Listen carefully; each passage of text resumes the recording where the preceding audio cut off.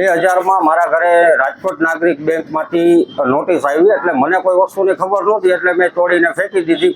આ જ notice return 2019માં મારા ઘરે આવી અને કન્ટિન્યુ ચાલુ રહી. એટલે હું નાગરિક બેંકની મુલાકાતે રૂબરૂ ગયો કે ભાઈ આ લોન મારે ભરવી છે.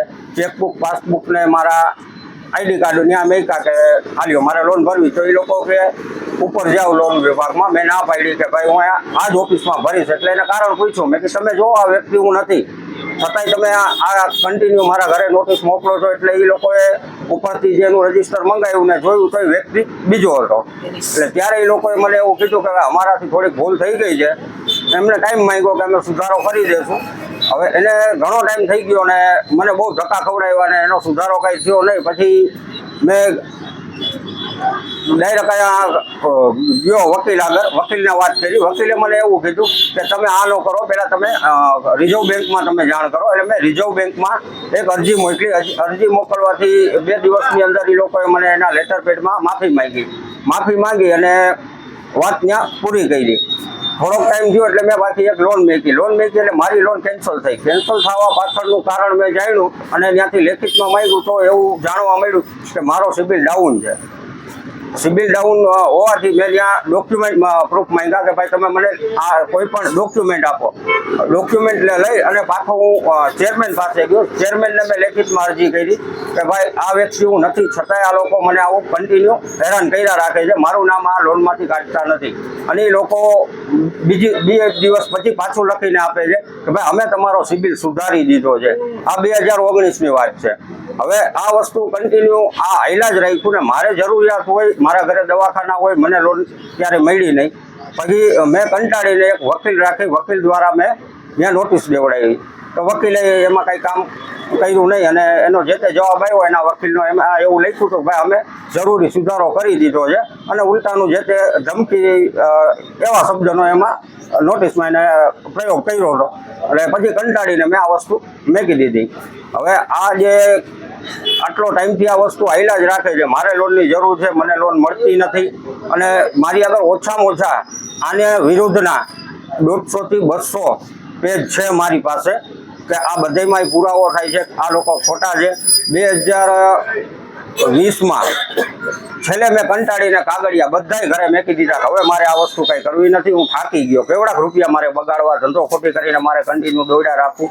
પછી હમણાં પાછી મારે પૈસાની જરૂર પડી એટલે મેં લોન મેકી. પાછી લોન કેન્સલ થઈને કારણ જાણ્યું તો કારણમાં પાછું નાગરિક બેંક જ આવીને ઉભું રહ્યું. હાઉસિંગ લોન 2,40,000ની 2 લોનો મારામાં બોલે છે. એમાંથી એક લોન ક્લોઝ થઈ ગઈ છે અને એક લોન હજી ચાલુ છે જે 2015માં લીધેલી છે. અને લીધેલી બીજા છે એમાં જામીન છે પ્રવીણભાઈ મોહનભાઈ રાઠોડ અને મારું નામ પ્રવીણભાઈ મોહનભાઈ રાઠોડ છે, ભરતું નામ છે.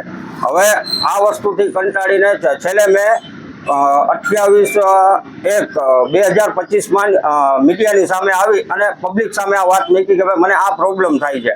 અને એનાથી ઘણા મને રિસ્પોન્સ સારા મળ્યા છે કે ઘણા વ્યક્તિના મને ફોન આવ્યા, ઘણાએ મને સપોર્ટ કર્યો છે.